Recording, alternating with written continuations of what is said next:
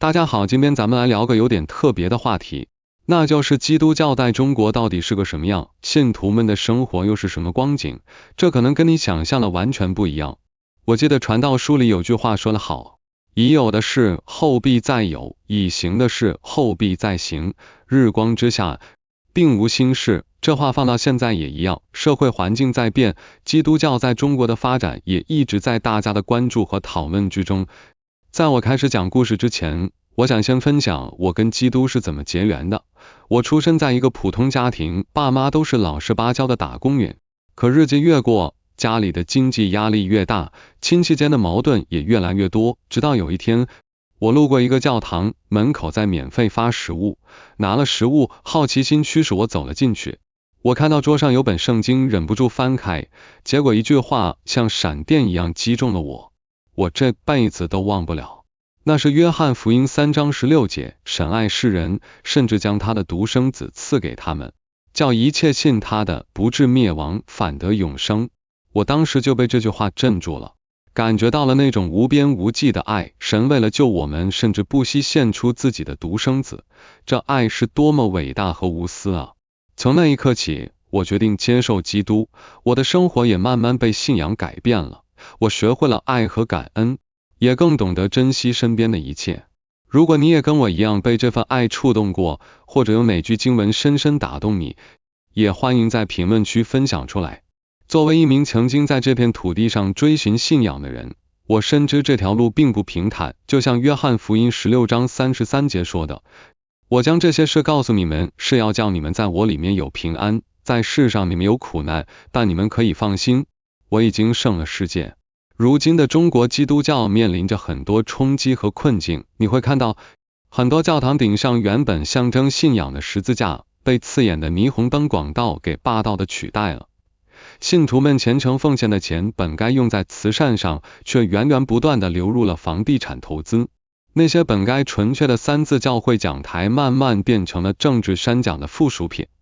这可不仅仅是信仰表面上的衰落，它更像是权力、资本和变了味的神学。这三股势力勾结起来，导致了一场精神层面的全面崩塌。接下来我就从5个方面带大家看看当代中国教会深藏的一些问题。第一是信仰象征的消解。在浙江一些地方，原本庄严肃穆的教堂十字架竟然被强制换成了滚动播放社会主义核心价值观的电子屏幕，这绝不是偶然。在政治和经济力量的联手操控下，宗教符号正在被系统性的祛魅，教堂建筑被要求改造成中式飞檐，失去了它独特的宗教辨识度，就连圣餐桌也未能幸免，变成了社区活动中心里供人娱乐的棋牌桌。正常的礼拜程序中还被强行加入了爱国教育，让宗教仪式的纯粹性大打折扣。这种对宗教符号的随意改造，本质上是把神圣的信仰降格为社会治理的工具，严重破坏了宗教信仰的完整和独立。更隐蔽、危害更深的是资本对信仰符号的恶意收编。在东部某个城市，为了赚钱，教堂把主日学教室租给了培训机构，结果在十字架旁边竟然挂着雅思的广告，看着格格不入又荒诞可笑。华南有个知名教堂还别出心裁地开发起了宗教文创产品，甚至把耶稣5饼2鱼的神迹包装成理财产品的宣传语，以此来吸引消费者。约翰福音6章记载，耶稣面对5000名饥肠辘辘的信徒，用2条鱼和5个饼喂饱了所有人，食物竟然取之不尽。这本是彰显上帝大能和慈爱的神迹，如今却被亵渎性的用于商业炒作，当救赎的神圣符号沦为消费主义的低俗噱头。教会已然在不知不觉中背离了信仰的初衷，成了市场经济中追逐利益的新型共谋者，这无疑是对基督教核心价值的公然背叛。第二是福音的异化。官方教会把福音的内涵过度简化，让它变成了社会和谐的简单工具。某省基督教两会发布的讲道指引，竟然明确要求牧师每篇讲章都要引用至少1条总书记的讲话。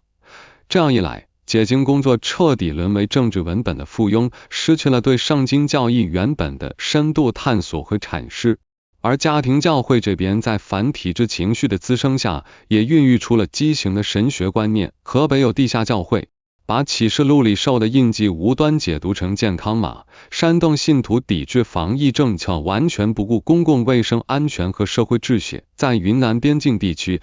一些教会甚至发展出荒谬的末日移民学说，蛊惑信徒变卖家产偷渡到东南亚，严重扰乱了社会正常运转。与此同时，城市里的中产教会也深陷成功神学的泥潭，无法自拔。上海某个教堂推出了所谓的属灵财富密码课程，荒谬地宣称信徒奉献越多，股票收益越高，把宗教信仰和世俗财富的获取简单粗暴地画上了等号。深圳某个查经班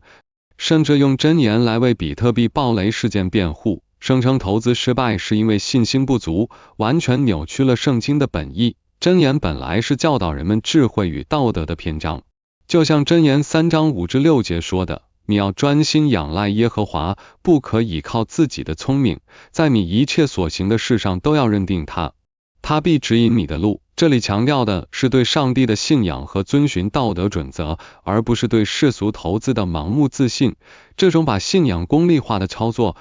彻底背离了福音的本质，是市场经济逻辑对神圣信仰的肆意篡改。第三是爱的溃败。教会财务的黑箱化已经成了一个严重的系统性危机。华东某个教堂年度奉献款超过1000万，可令人震惊的是，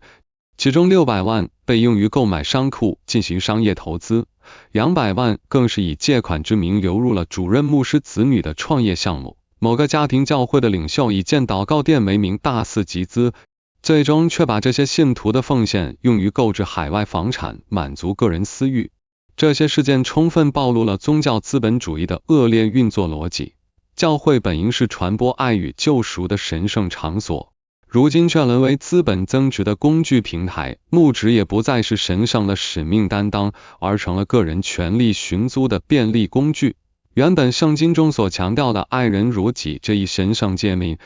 在这种环境下被异化为爱财如命的自私生存法则，完全背离了基督教的核心教义。利未记19章18节中明确写的不可报仇，也不可埋怨你本国的子民，却要爱人如己，我是耶和华。可现实中的这些行为却与这一教义背道而驰。基层教会同样陷入了爱的剥削。河南某个教会要求信徒每周参与长达10小时的街道清扫工作，美其名曰做光做盐，但实际上却是在替地方政府完成创卫指标，把信徒的爱心与奉献当作了达成世俗目标的手段。广东某个教会开办免费养老院，本是善举，却在背后强迫老人受洗，并签署遗产捐赠协议。这种行为将爱彻底扭曲为绩效指标与道德绑架的工具。教会本应是施予者，如今却在种种不当行为中蜕变为剥削者，严重伤害了信徒的感情，也损害了社会对教会的信任。第四是光的湮灭。官方教会主动放弃了在公共领域的话语权。2015年天津大爆炸，这场灾难夺走了众多生命，给社会带来了巨大伤痛。然而当地教会却拒绝为遇难者举行追思礼拜，改车的理由是维护社会稳定，错失了通过宗教仪式给予人们心灵慰藉与信仰指引的机会。21年郑州水灾，河南基督教两会发布的倡议书，通篇只强调配合政府救灾，对于信仰见证方面只字不提。这种过度的自我审查机制，使得教会从原本圣经中所期许的盐和光退化为仅仅具有装饰作用的花瓶，无法在社会重大事件中发挥宗教应有的影响力与引领作用。正如马太福音5章13至14节中记载，你们是世上的盐，盐若失了味，怎能叫它再咸呢？以后无用，不过丢在外面，被人践踏了。你们是世上的光，城造在山上是不能隐藏的。还有部分城市新兴教会则走向了另一个极端，陷入了中产趣味的陷阱。北京某个网红教堂主打艺术礼拜，信徒们热衷于讨论抽象画中的神学隐喻，沉浸在小众的文化氛围中，却对隔壁棚户区拆迁问题视而不见，对社会底层群体的困境漠不关心。杭州某的精英教会举办区块链与天国经济论坛，参会者多为加密货币投机客，教会已然成为商业投机的另一个舞台。当教会沉迷于这种文化资本游戏时，便自动放弃了为边缘群体发声的先知性使命，忘却了基督教所倡导的对弱势群体的关爱与社会公义的追求。第五是体制之困。三自教会所倡导的自治、自养、自传原则，在实际执行过程中遭到了全面异化。在自治方面，它成为了宗教官僚垄断权力的遮羞布。某省基督教协会主席家族长期把持神学院招生、教堂建设等核心资源长达20年，严重破坏了教会内部的公平与公正，使得权力集中在少数人手中，违背了自治的初衷。自养原则异化为商业经营特许证。东北某教堂开办的殡葬服务公司，利用教会资源垄断当地市场，将宗教活动与商业利益过度捆绑，偏离了通过正当途径实现经济自足，从而服务宗教事业的本意。自传更是退化为意识形态的复制。某神学院教材竟然将因信诚意改写为因社会主义核心价值观诚意，完全扭曲了宗教教义的内涵，使得宗教传播失去了其原本的神圣性与独立性。更为严峻的是，体制性腐败正在一步步摧毁信仰根基。22年，某地基督教两会爆出令人震惊的圣职买卖丑闻，牧师职位竟然明码标价50万人民币，将神圣的神菌公然当作商品交易。多地教会资产被秘密转移至海外，神职人员子女集体移民欧美。这种行为严重损害了教会的公信力与信徒的信仰热情。这种体制性堕落，让中国教会仿佛置身于耶路撒冷陷落的全面危机之中。耶利米哀歌中所描述的耶路撒冷沦陷后的悲惨景象，恰如当下中国教会所面临的困境写照。曾经神圣的信仰家园满目疮痍。讲了这么多，你会发现中国教会的这些老毛病可不是一天两天形成的。然而，即便在这看似绝望的黑暗中，依然存在着希望的微光。在云南边境，傈僳族教会努力用民族文字保存圣经传统，顽强抵抗汉语神学中可能存在的意识形态侵蚀，坚守着信仰的本真。在长三角地区，工人团契在工省地下室举行圣餐礼，将基督破碎的身体与劳工的伤痛紧密相连，在艰苦的环境中践行着信仰，给予工人们精神上的支持与慰藉。一些90后信徒发起了城市修会运动，在咖啡馆等世俗场所践行修道精神，以全新的方式诠释和传播信仰。这些边缘实践犹如点点星火，提示着另一种可能。当建制教会在权力与资本的双重裹挟下沦为傀儡时，真正的信仰复兴或许正从体制的裂缝中悄然生长。就像耶利米书30章17节中先知耶利米在圣殿废墟中的宣告，耶和华如此说，我必使你痊愈，医好你的伤痕。中国教会的救赎之路绝非与权力同流合污，也不是向资本卑躬屈膝，而在于重新拾起十字架那颠覆性的力量，刺入体制之恶的尖锐锋芒，照亮人性深渊的耀眼真光。唯有如此，中国教会方能在困境中实现重生，找回失落的信仰本真，重新焕发出其应有的神圣光辉与精神引领力量。最近的一个例子是224年9月，中国基督教神学思想建设西北片区讲道交流在甘肃天水举行，活动吸引了120多位宣讲团成员和教牧同工参与。16位宣讲团成员从不同角度结合教会实际情况，以社会主义核心价值观为引领，用中华优秀传统文化浸润，结合对上帝论的思考，进行了精彩的讲道分享。他们的讲道引经据典，引人深思，深受大家喜爱。这样的交流活动不仅提供了宝贵的学习和交流机会，也推动了神学思想建设的深入开展。正如罗马书12章5节所说，我们这许多人在基督里成为一身，互相联络做肢体也是如此。这样的活动让中国的基督徒们更加紧密地团结在一起，共同为荣耀上帝的名而努力。聊完现状，咱们再来看看中国信徒的数量和历史。关于中国基督徒到底有多少，一直没有一个完全精确的数字，不同机构和研究方法得出的结果差异很大。有些公开资料显示，2018年中国发布的第2部宗教白皮书认为，中国有3800多万基督徒，而中国社会科学院的研究则表明，2015年基督徒占成年总人口的 1.9% 到 2.2% 之间。推算全国总规模大概在2568万到2936万人，当然也有其他估算从6000万到1.3亿不等。这些数据之所以有差异，一方面是统计方法和样本不同，另一方面也反映了基督教在中国传播的复杂性。从地域上看，中国的基督徒是全国都有，但局部聚居的特点很明显。东部地区和长江流域的信徒相对较多，比如浙江温州被叫做中国的耶路撒冷，这里人口只有900多万，却矗立的数百座教堂。温州开埠早，特殊的地理位置和人文精神让它既开放又封闭，加上本土文化对中原儒家文化的偏离，使得基督教在这里得以迅速传播。改革开放后经济的发展也为基督教传播提供了土壤，信徒们为信仰投资兴建教堂。除了温州，江苏、安徽、河南等地也是基督徒比较集中的区域，教堂和聚会点星罗棋布，成了信徒们精神生活的重要场所。在农村地区，一些村落里的教会组织不光是信徒们做宗教活动的地方，还承担了组织生产、扶贫帮困、农田基建等积极的社会功能。许多农村信徒会向教会寻求帮助，教会也会尽力支持和关怀。这种互助的氛围让基督教在农村地区赢得了不少信徒的信任。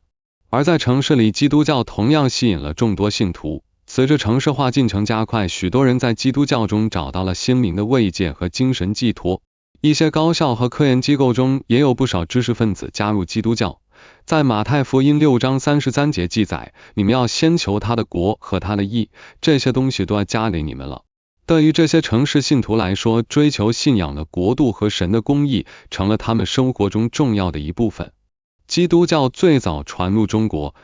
可以追溯到唐朝。公元635年，叙利亚传教士阿罗本带着福音的火种踏上了中国的土地。那时候的唐朝国力强盛，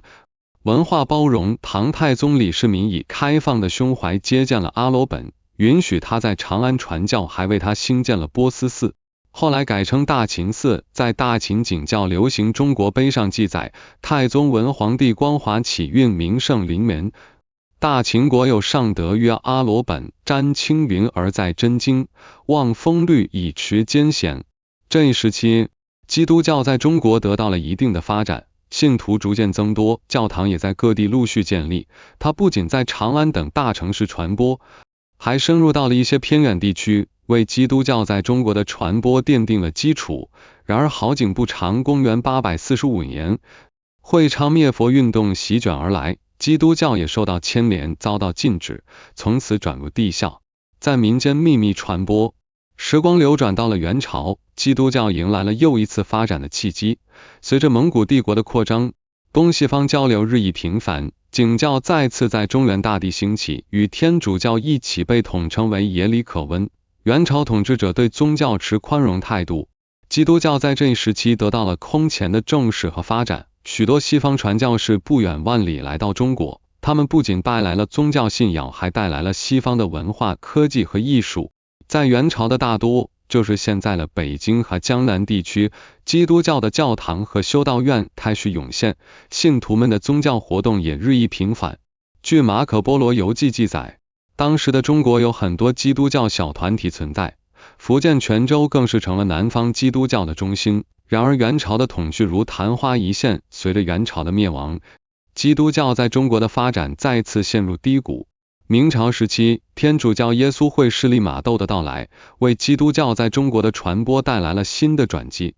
1582年，利玛窦怀着对东方的向往和传播福音的使命，踏上了中国的土地。他深知要在中国传播基督教，必须融入中国文化，于是他穿上儒服，学习汉语，结交士大夫，以西方的科学知识和文化为切入点，赢得了中国知识分子的尊重和信任。他与徐光启合作翻译了几何原本，向中国人介绍了西方的数学基。他他还绘制了《坤舆万国全图》，让中国人对世界地理有了更直观的认识。利玛窦的传教策略取得了显著成效，天主教在中国逐渐站稳了脚跟，信徒数量不断增加。此后许多传教士纷纷效仿利玛窦来到中国传教，他们在传播宗教的同时，也促进了中西文化的交流与融合。然而，随着传教士在中国的活动日益频繁，与中国传统文化之间的冲突也逐渐显现。17世纪末，因为礼仪之争，罗马教廷与清朝政府产生了严重分歧。康熙帝下令禁止天主教在中国传教，传教士被驱逐，教堂被关闭，基督教在中国的发展再次受到重创。19世纪初，新教开始传入中国。187年，英国传教士马里逊来华，成为新教传入中国大陆的开端。此后，随着鸦片战争的爆发和一系列不平等条约的签订，西方列强打开了中国的大门，基督教在中国获得了特权，得以大规模传播。众多外国差会纷纷涌入中国，从东南沿海地区向内地和边境发展。在华活动的外国差会多达130多个。传教士们在中国各地建立教堂、学校、医院等机构，他们的活动不仅改变了一些中国人的信仰，也对中国的社会和文化产生了深远的影响。许多传教士在中国创办了学校，传播西方的教育理念和科学知识，培养了一批具有现代思想的人才。然而，由于传教活动受到列强不平等条约的保护，教会受外国差会控制。基督教在中国被称为洋教，在一定程度上引发了中国人民的反感和敌意。1949年新中国成立后，中国基督教面临着新的历史选择。以吴耀宗为首的教内人士深刻认识到，中国教会必须摆脱外国差会的控制，走独立自主自办的道路。1955年7月，吴耀宗等40位领袖联名发表三字宣言，发起了三字爱国运动，受到教会自治、自养、自传。这一运动得到了广大中国基督徒的积极响应和支持，中国教会从此走上了独立自主自办的道路。1954年7月，中国基督教第一届全国会议召开，正式成立了中国基督教三字爱国运动委员会。吴耀宗当选为第一任主席。会议提出，在中国共产党和人民政府的领导下，团结全国基督徒独立自主自办教会的方针。1958年，各种不同信仰礼仪背景的教会实行了联合礼拜。中国教会进入后宗派时期，基督教的宗派组织在中国不复存在，如同哥林多前书12章25节所说，免得身上分门别类，总要肢体彼此相顾。三次爱国运动的开展，使中国基督教实现了从洋教到中国基督教的转变，增强了中国基督徒的民族自豪感。然而在特殊时期，中国基督教一度终止活动，教堂被关闭，宗教活动被迫停止，信徒们的信仰生活受到了极大的影响。直到1998年，中国基督教三字爱国运动委员会恢复活动，召开了第3次全国会议，并成立了中国基督教协会。在新的历史条件下，继续推进三字爱国运动，开始了按三字原则办好教会的新探索。会议选举丁光训为主席。丁光训主教大力倡导开展神学思想建设，以适应社会的发展和时代的进步。1998年11月，基督教全国两会在济南召开，全体委员会作出了开展神学思想建设的主要内容是如何结合中国国情和文化，阐述基督教的基本信仰及道德规范，使中国基督教与社会相适应。这一举措为中国基督教的健康发展指明了方向，使中国基督教在保持信仰纯正的同时，更好地融入中国社会，做出贡献。当我们把目光投向世界，会发现中国的基督教与外国的基督教既有着共同的信仰根基，又在很多方面存在着明显的差异。这些差异源于不同的历史背景、文化传统和社会环境，也反映了基督教在不同地域的适应性和多样性。从历史背景来看，外国的基督教起源于公南1世纪的巴勒斯坦地区，在漫长的岁月里，逐渐成为西方文化的重要组成部分。它见证了罗马帝国的兴衰、中世纪的黑暗与文艺复兴的曙光，对西方的政治、经济、文化和社会生活产生了深远的影响。而中国的基督教传入相对较晚，从唐朝的景教开始，历经明清两代的传播，才逐渐在中国扎根。在这一过程中，中国基督教不断受到中国传统文化的影响和冲击，也经历了与中国社会的融合与冲突。例如唐朝时期，景教传入中文化和社会环境，不得不采用一些中国传统的词汇和概念来解释基督教教义，如将上帝称为天尊和天主。这种文化的交融与碰撞，使得中国基督教在历史发展中形成了独特的轨迹。在组织形式上，外国的基督教教派众多，如天主教、东正教和新教等，各教派之间相互独立，但又存在一定的联系。每个教派都有自己的教会组织、教义解释和礼仪规范，形成了复杂多样的宗教格局。而中国的基督教在传入初期也曾存在多个教派，但经过历史变迁，逐渐形成了以天主教会为主体的格局。1958年，中国基督教实行联合礼拜。进入后宗派时期，基督教的宗派组织在中国不复存在。这一举措使得中国基督教更加注重教会的团结和统一，强调信徒之间的互助与合作。如今，中国的基督教教会在三自爱国运动委员会和基督教协会的领导下，积极开展各项宗教活动，为信徒提供精神支持和服务。在宗教信仰和实践方式方面，外国的基督教信仰较为自由，信徒可以根据自己的信仰选择不同的宗教活动和仪式。在一些西方国家，基督教的礼拜仪式形式多样，从传统的庄严仪式到现代的活泼形式应有尽有。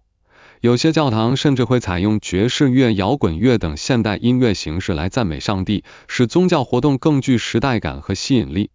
而中国的基督教在传入过程中受到了儒家思想的影响，信徒在信仰实践中更加注重道德修养和家庭伦理。论语中说，君子务本，本立而道生，孝悌也者，其为人之本与。这种对家庭伦理和道德修养的重视，与基督教中关于爱邻人、爱家人的教义相契合，使得中国信徒在日常生活中更加注重践行这些道德准则。还有宗教与政治的关系，也是中外基督教的一个重要区别。外国的基督教与政治关系较为复杂，历史上曾出现过宗教战争和宗教改革等现象。在中世纪的欧洲，天主教会拥有巨大的政治权力，与各国王权相互制衡，甚至在某些时期凌驾于王权之上。宗教战争频繁爆发，如十字军东征就是以基督教的名义发动的一系列军事行动，给欧洲和中东地区带来了巨大的灾难。而宗教改革则是对天主教会的一次重大挑战。马丁·路德·加尔文等宗教改革家对教会的教义组织和权力结构提出了质疑和改革，推动了基督教的发展和演变。相比之下，中国的基督教在历史上曾多次受到政府干预，如明清时期的教案等。新中国成立后，基督教与中国政府建立了合作关系，但在宗教活动中仍需遵守国家法律法规。中国坚持宗教与教育相分离，宗教不得干预国民教育，这是为了保障公民的受教育权利，维护教育的公平和公正。同时，中国政府也鼓励宗教界人士积极参与社会建设，为国家的发展贡献力量。在宗教文化方面，外国的基督教文化丰富多彩，包括音乐、建筑、艺术等方面。西方的教堂建筑风格多样，展现了基督教的庄严与神圣。教堂内部的壁画、雕塑等艺术作品也常常以圣经故事为题材，表达对上帝的赞美和敬仰。基督教音乐更是在西方音乐史上占据重要地位，赞美诗、弥撒曲等音乐形式，旋律优美，情感真挚，能够触动人们的心灵。而中国的基督教文化则受到了儒家、道家等传统文化的影响，形成了具有中国特色的宗教文化。在中国的一些教堂建筑中，我们可以看到融合了中国传统建筑元素的设计，使教堂更具亲切感和文化底蕴。在宗教仪式中，中国信徒也会融入一些中国传统的礼仪和习俗，如祭祀祖先、春节拜年等，体现了基督教与中国传统文化的融合。中国的基督教与外国的基督教在许多方面都存在显著差异，这些差异既是基督教在不同地域发展的必然结果，也是不同文化相互交流融合的体现。正如哥林多前书12章4至6节所说，恩赐原有分别，圣灵却是一位；职事也有分别，主却是一位，功用也有分别，神却是一位，在众人里面运行一切的事。无论是中国的基督教还是外国的基督教，虽然在形式和实践上有所不同，但都源于对上帝的信仰和对真理的追求，都在各自的文化背景中为信徒提供精神寄托。回首过往，中国基督教在这片古老的土地上历经了无数的风雨洗礼，见证了岁月的沧桑变迁，从唐朝景教的初传到明清时期的艰难扎根，再到近现代的曲折发展，每一步都凝聚着无数信徒的坚定信念。当前，中国基督教面临着前所未有的机遇与挑战。随着社会的快速发展和人们精神需求的日益增长，基督教作为一种重要的宗教信仰，为中国信徒提供了心灵的慰藉和精神的寄托。同时，国家对宗教信仰自由的尊重和保护，也为基督教的健康发展创造了良好的政策环境。然而，我们也必须清醒地认识到，在全球化和多元化的背景下，基督教面临着各种思潮的冲击和影响，如何在保持信仰纯正的同时适应时代的发展和变化，成为我们亟待思考和解决的问题。在未来的发展中，中国基督教应继续坚持独立、自主、自办的原则，这是中国基督教在历史发展中得出的宝贵经验，也是维护国家主权和民族尊严的必然要求。我们要坚决抵制境外势力的渗透和干涉，保持教会的独立性和自主性，同时积极开展神学思想建设，结合中国国情和文化，为基督教的发展注入新的活力。就像以赛亚书43章19节记载，看哪，我要做一件新事，如今要发现，你们岂不知道吗？我必在旷野开道路，在沙漠开江河。好了，今天的内容就是这些，感谢大家的收看。如果你喜欢这个视频，别忘了点赞和订阅，这样不仅能帮助更多人了解福音，也能让你未来收到更多关于上帝恩惠的分享。